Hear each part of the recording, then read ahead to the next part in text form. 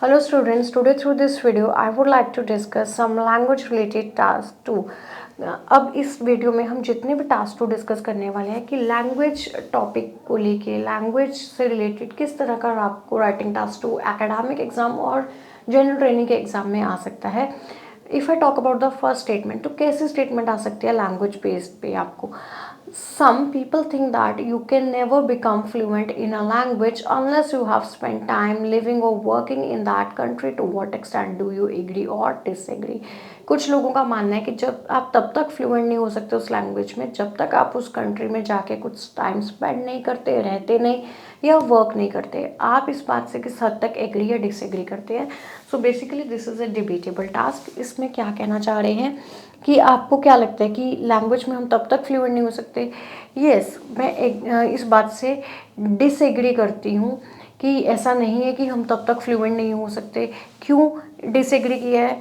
Person can become fluent while learning the language from the language trainer in the language training school for getting fluency or for becoming fluent.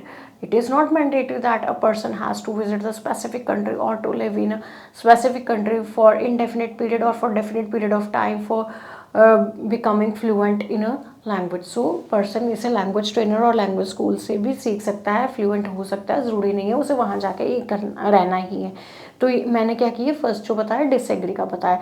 Second, fluent होने के लिए it is not mandatory. Fluent कैसे हो सकता है. Practice makes man perfect. If a person try to use the that language in which you want to become fluent or do practice or speak that language in daily life with other person or get knowledge from the different source like internet or from the book can become fluent.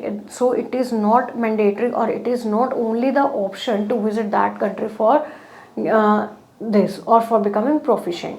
अगर agree की बात करते हैं, yes it will be helpful for people to become fluent if they will stay in a specific country, because when they stay in that country they will get more chance to speak the language of that nation with the people of that nation, because they are the native speakers and they can get the exact pronunciation, exact meaning and how they use the word in a specific sentence for conveying the information. All these kind of informations they will get in a easy manner and they will become more fluent.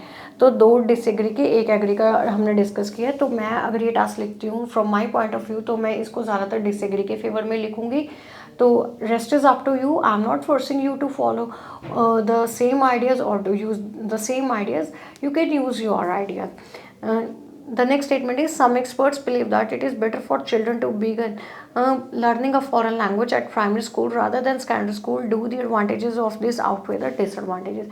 कुछ experts का मानना ये है कि ये better है बच्चों के लिए अगर वो शुरू करते हैं लैंग्वेज को लर्न करना, फॉरेन लैंग्वेज को प्राइमरी स्कूल में दैन सेकेंडरी में.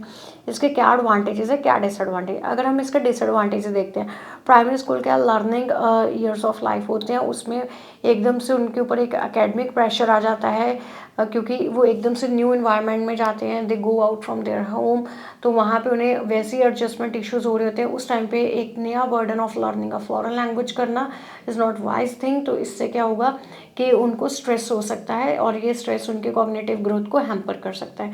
The second reason is that in the early stage of the life children are not proficient and are not able to speak their own native language in a perfect manner.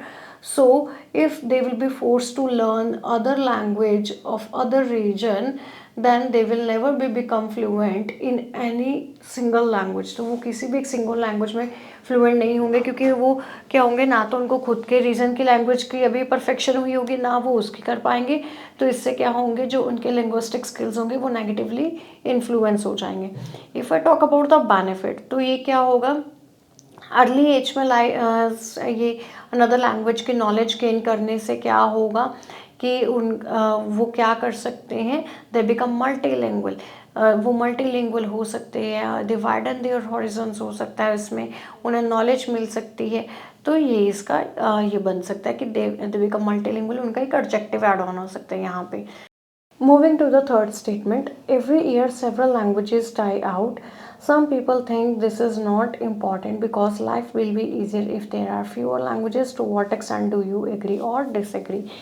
हर साल कुछ languages ख़त्म हो रही है, die out मतलब disappear हो रही है. कुछ लोगों का मानना है कि this is not important because life will be easier. ये लाइफ ईजियर हो जाएगी अगर फ्यूअर लैंग्वेजेस होंगी हमारे पास. ठीक है.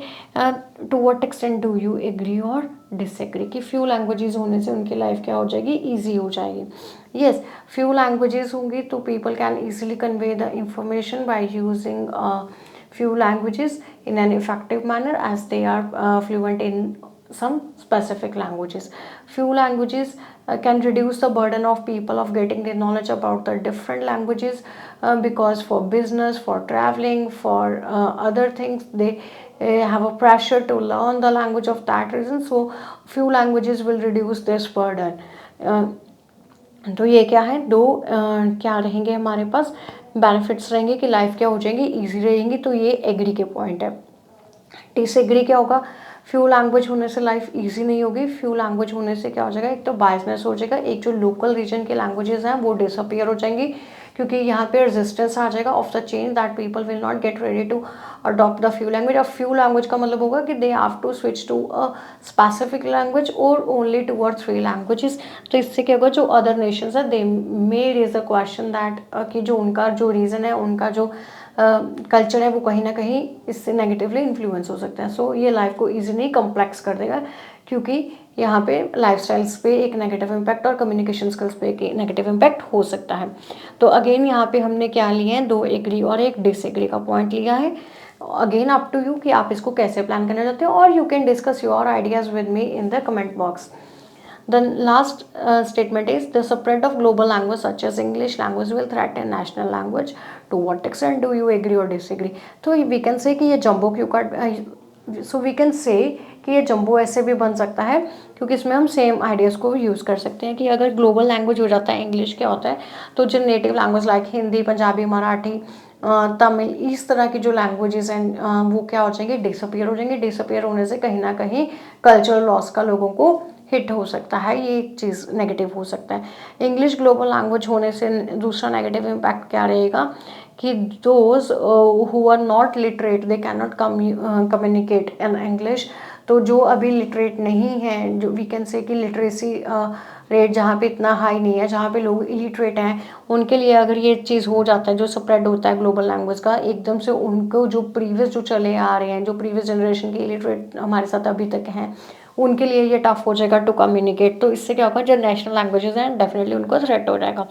लेकिन अगर हम यहाँ पे बात करते हैं कि इसके अनदर साइड की, नहीं कि ये डिसएग्री है कि नहीं, स्प्रेड होने से थ्रेट नहीं होगा. क्यों थ्रेट नहीं होगा, क्योंकि every region has its own language and people will use that language for communicate in for their routine activities or for task at home. So it will not pose any threat to the national language because English will become the official language, so they will use it for only official or for the professional activities. तो ये क्या बनता है, यहाँ पे disagree का point बनता है. So I hope you like this video and you will like to do brainstorming like this. Wish you best of luck and thank you very much.